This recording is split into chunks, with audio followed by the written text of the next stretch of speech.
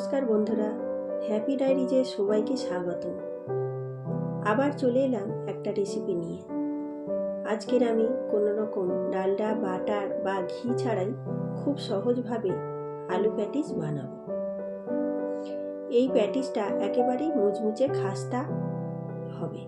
আসুন তাহলে দেখে নিন আমি ডালডা ছাড়া কিভাবে আলু প্যাটিসটা বানাচ্ছি। প্রথমে বানিয়ে নেব আলুর পুরটা। এবার কড়াইটা গরম হলে 2 চামচ তেল দিয়ে তাতে ফোড়ন দিয়ে দিলাম। এরপর 2টো কাঁচা লঙ্কা কুচি ও একটা বড় সাইজের পেঁয়াজ কুচি দিয়ে ভালো করে নাড়াচাড়া করে নিতে হবে। এরপর একটু হলুদ, লঙ্কা ও জিরে গুঁড়ো দিয়ে দিতে হবে আর স্বাদমতো লবণ দিয়ে দিলাম। এবার একটা ম্যাগি মশলা দিয়ে দিলাম।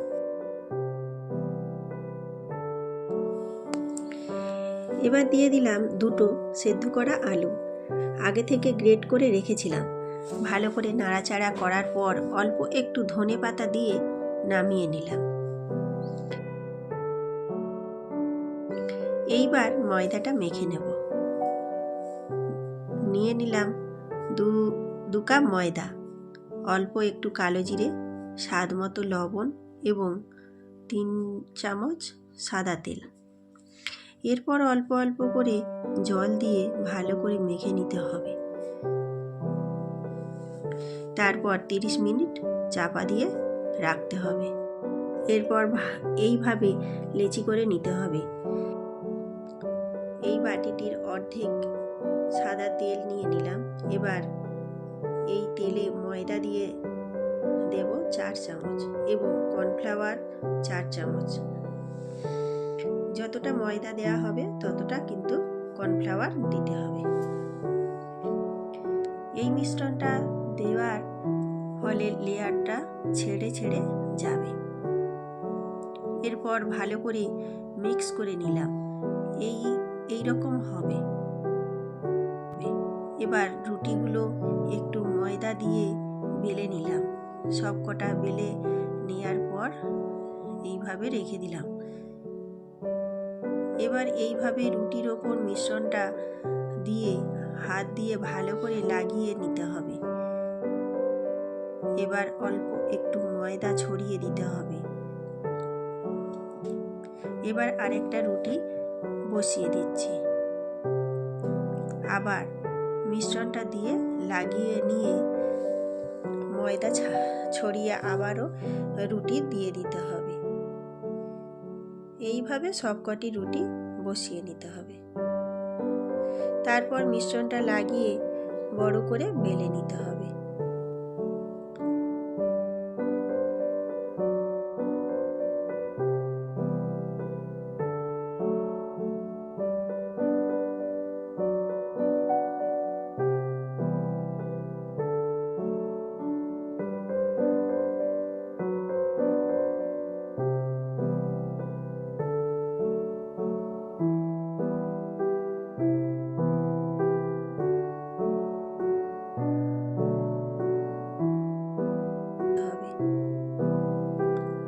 এরপর এইভাবে মুড়ে দিয়ে একটু মিশ্রণটা লাগিয়ে দিতে হবে।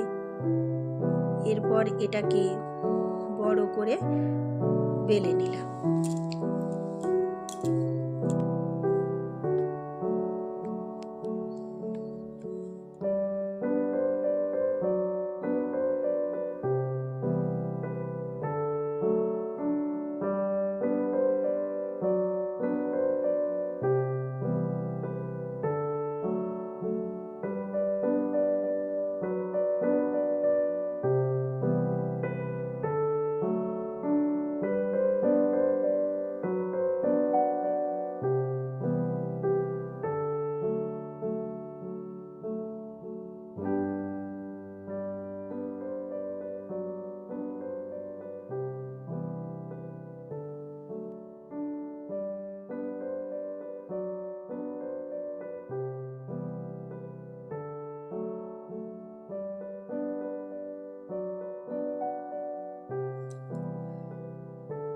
তারপর চারিদিকে দিয়ে সমান করে কেটে নিতে হবে।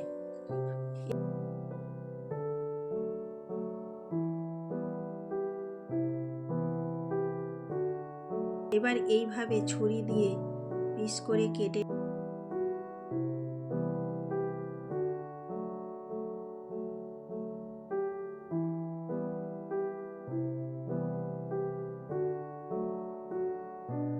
পর একটা পিস নিয়ে তার ওপর আলুর পুর দিয়ে চারিদিকে ডিমের কুসুম এইভাবে লাগিয়ে নিতে হবে, তাহলে আলুগুলো বের হবে না।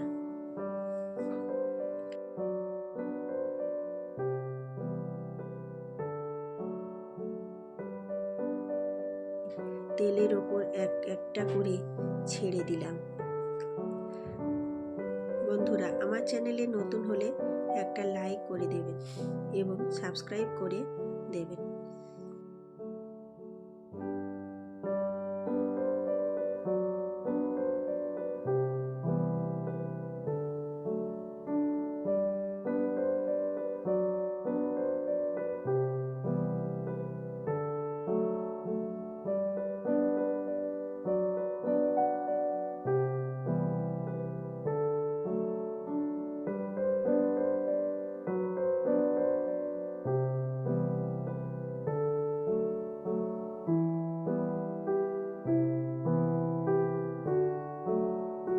আর এইরকম ভাবে ভেজে নিলাম সবকটি। একটা ভেঙে দেখালাম, খুব মুচমুচে হয়েছে এবং খেতেও খুব সুস্বাদু হয়েছে। আপনারাও বানিয়ে খেয়ে দেখুন বন্ধুরা, আপনাদেরও ভালো লাগবে।